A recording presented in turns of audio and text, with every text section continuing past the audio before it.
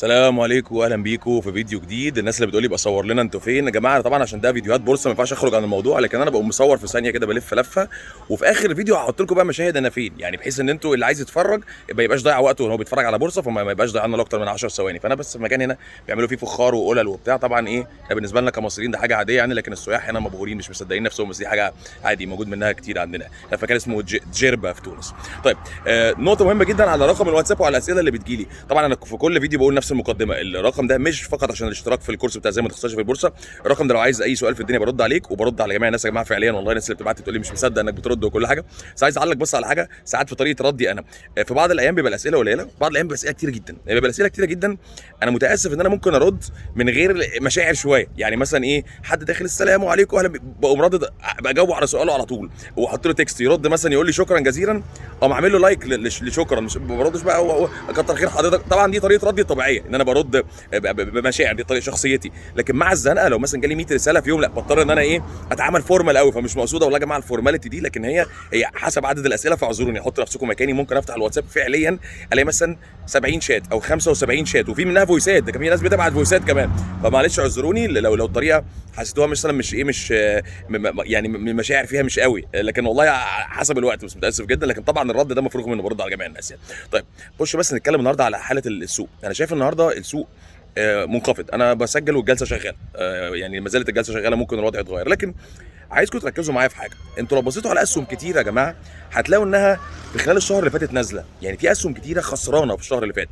الناس اللي مضغوطه دايما بفكره التعويم وقيمه الجنيه، اللي عايزه تخش باي شكل من الاشكال، كتير منهم اللي ما كانش حظه كويس خسر الشهر اللي فات. يعني في اسهم كتيره كانت عامله قمم ونزلت، اسهم كتيره يعني انا مش فاكر بالظبط مين نزل منين، لكن ما على سبيل المثال السي بي كان قرب ال 60 جنيه، النهارده ب 52. ففي اسهم يعني نزلت حبه حلوين، مش كلهم نزلوا بالشكل ده، ولكن في طلعت مصطفى نازل، اسهم كتيره جدا نازله.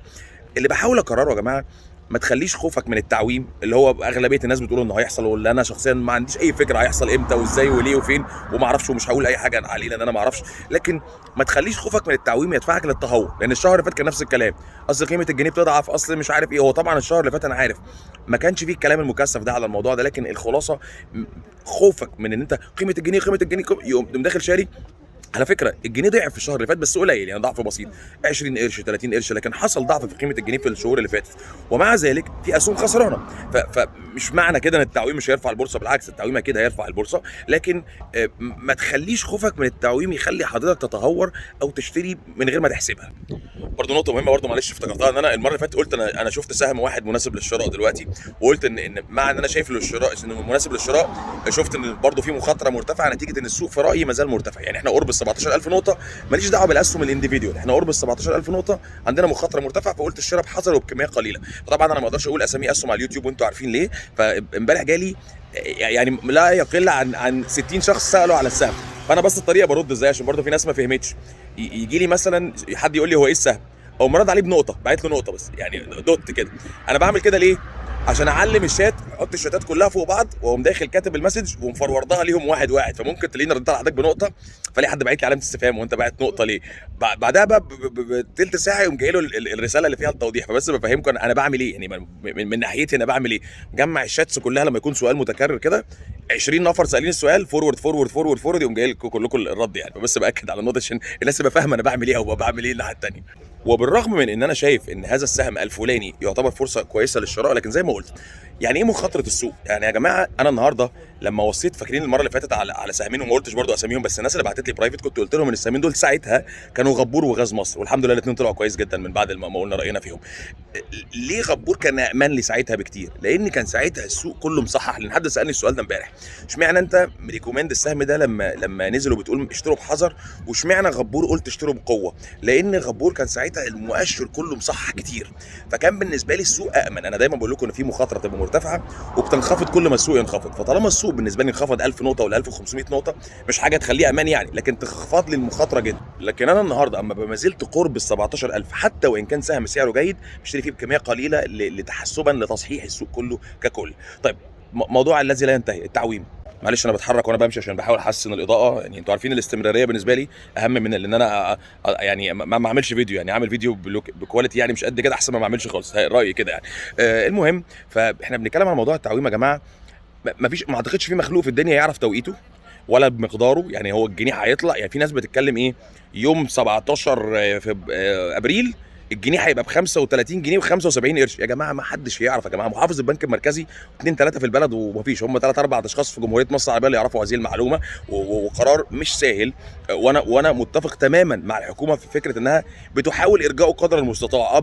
ساعات ممكن نجبر ان احنا نعمله، لكن الاتجاه العام مش ان احنا نفضل نعاهم، الاتجاه العام ان احنا ما نعملوش اصلا اذا استطعنا. طبعا بقى دي حسب المقدره، ممكن ما نعرفش اساسا، لكن في رايي ان الدوله دائما تسعى الى انها ما تعملش تعويم اصلا الا اذا اتزنقنا، وده بيحصل، وده بيبقى ساعتها قدرنا حاجه مجبرين عليها. لكن هو مش القرار يلا نعوم بكره الصبح. الموضوع مش بالبساطه دي، وليه ابعاد تانية كتيره جدا. باكد مليون في الميه لا اعرف هيحصل التعويم امتى، ولا اعرف هيحصل ولا مش هيحصل. وطبعا كل الناس بتقول في الغالب خلاص هيحصل، لكن انا الخلاصه بالنسبه لي ما تخليش خوفك يخليك تتهور. ولو عايز تراهن على التعويم بنسبه 100% خلاص انا هشتري بالغالي عشان ابيع بالاغلى. تحرى السهم المظبوط اللي على الاقل سعره معقول، لكن ما تاخدش حاجه في السما علشان التعويم واخش اخدها عشان تطلع بيا اكتر، ويجي التعويم حتى مش هقول لك ما يتعملش، اخر شهرين الدنيا هتبوظ. لا يعني وارد، انا ما بقولش هتبوظ، وارد تبوظ. مش هطول اكتر من كده. في النهايه بفكركم بالكورس بتاع ازاي ما تخسرش في البورصه، اللي بيضمن لك عدم الخساره مطلقا في البورصه باذن ربنا يعني. ومع الكورس اللي عباره عن الثلاث شهور الدعم اللي على الواتساب، بتسالني اي سؤال بجاوب عليه. ممكن تسالني على حاجه اقول لك اشتري دي بيع دي، توصيات عادي خالص، ولكن واحد لواحد، مفيش توصيات على جروب. هو في جروب تابع للكورس برضه بتضاف فيه، لكن ما بوصيش فيه على سهم بعينه، نتيجه الحمد لله جروب مش صغير وما ينفعش ان انا اوصي عدد كبير من الناس في نفس الوقت. لكن على الخاص في فتره الدعم بتسالني اي حاجه، بتوريني محفظتك اشتري ده ابيع ده، كل ده عادي خالص على الخاص، بيحصل بشبه يومي يعني مع الناس اللي معايا. اللي عايز يشترك في الكورس يا جماعه رقم الواتساب اللي ظاهر على الشاشه ابعت لي عليه. اللي عنده اي سؤال ومش ناوي يشترك اصلا ابعت لي برضه يا جماعه، بفرح باسئلتكم والله، كتر خيركم. هنا قلت اخد لكم برضه شويه لقطات بعيدا يعني عن موضوع البورصه، عشان الناس اللي بتقعد تسالني، بس دايما ايه بحطها في اخر الفيديو عشان يعني اللي مش عايز يتفرج ما يبقاش شايف الكلام ده غصب عنه يعني. فانا هنا في حته اثريه، انا حاولت اسال كذا حد هو مين اللي كان عايش هنا او الناس بيعملوا ايه. ناس قالت لي قبائل، ناس قالت لي الامازيغ، يعني ما عنديش اي فكره الصراحه لسه. البربر، حد هنا بيقول لي بربر، فمش عارف ايه الموضوع، لكن خلاص هو شكلها جميل يعني مكان حلو الصراحه. صوروا حلقه من ستار وورز، اهو مكتوب وراها ستار وورز.